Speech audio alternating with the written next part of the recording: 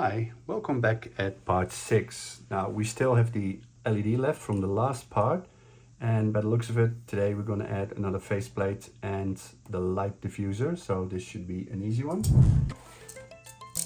Let's open it up. And again, let's do a quick reveal. Aha! The light diffuser, nice. And the screws. Now always be careful to save them. Okay, we've got 4 screws, that's nice, no spares this time. And the plate.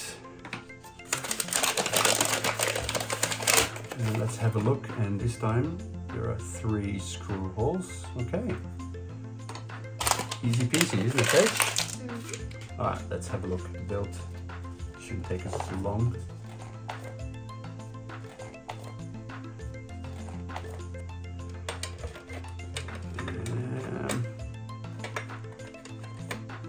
Get this in. There we go. All right. How about that, Paige? We're going to work on the side, the right side. So let's turn this over carefully. The eye stalk is still not attached, so we have to be careful. You can actually feel where the screws need to go. Again, don't over tighten them. The back plate is made of metal, but the dome itself is still plastic, so you can snap or damage it. But this one is far more easier to get to, because we've got a lot of room to work with. And one more. So we did get a spare, we only need 3.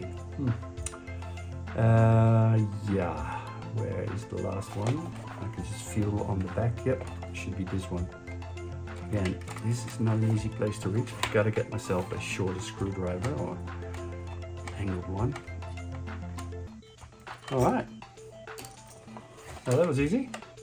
And that completes the work for today. See you guys. And talk to you again in the next issue. Bye.